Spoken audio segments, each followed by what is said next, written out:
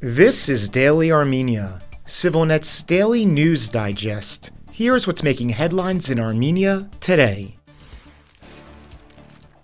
Armenia has extradited to Turkey two individuals wanted by Interpol. In response to the request submitted by Interpol in a red notice, on Sunday, Armenia extradited two individuals to Turkey who were involved in organized crime in the country, the Armenian Foreign Ministry said in a statement. The Turkish Foreign Ministry confirmed the extradition. We appreciate the cooperation shown by Armenia in this matter. According to Turkish sources, the suspects were transferred to Turkey by its police forces as a result of joint discussions with Armenia. The two suspects, Ercan Yilmaz and Ibrahim Kaymak, were wanted for many years on terrorism charges. Turkish media reported that the operation to capture the two in Armenia was coordinated by multiple Turkish agencies, including the Justice and Foreign Ministries. In a post on the social platform X, the Turkish Interior Ministry said both Yilmaz and Kaymak are linked to the Baris Boyun criminal mafia. The group's ringleader and many of his associates were captured in Italy last May.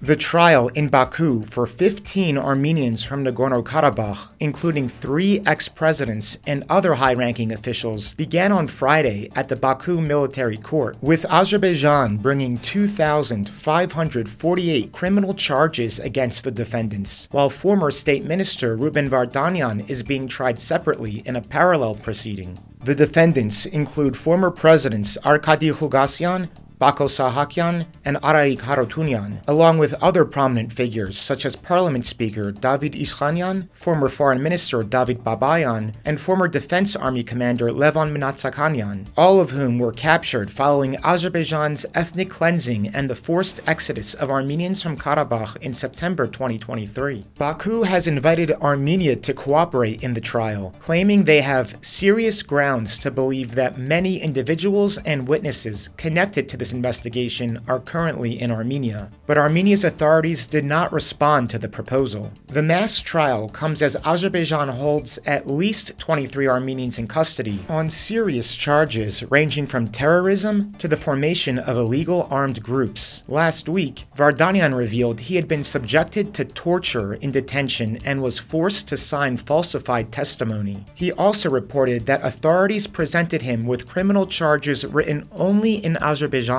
despite his inability to understand the language, and gave him insufficient time to review the materials. Global human rights group Amnesty International issued a statement on the matter, saying that Azerbaijan must ensure Vardanyan's fair trial rights and investigate claims of rights violations. Ruben Vardanyan has raised serious allegations of human rights violations, which include ill treatment in detention, being coerced to sign falsified case materials, and being denied the opportunity to prepare his defense. Authorities must promptly, thoroughly, independently, impartially, and effectively investigate these grave allegations and bring to justice those suspected to be responsible, said Mark Struthers, Amnesty International's Eastern Europe and Central Asia director.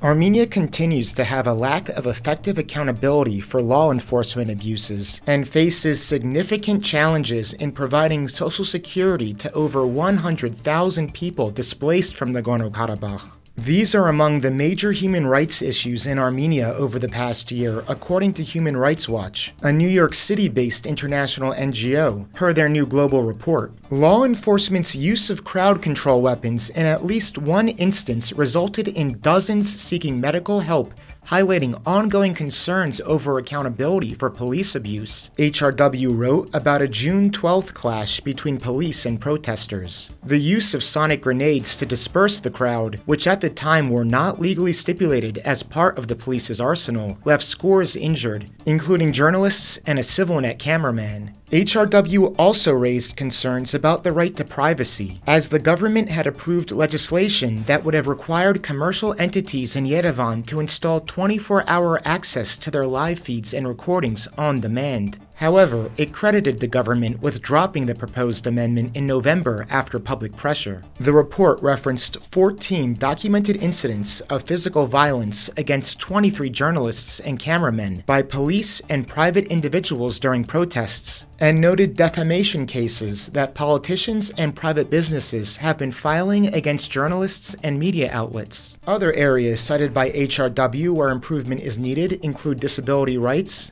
violence against women and girls, and harassment against LGBT people.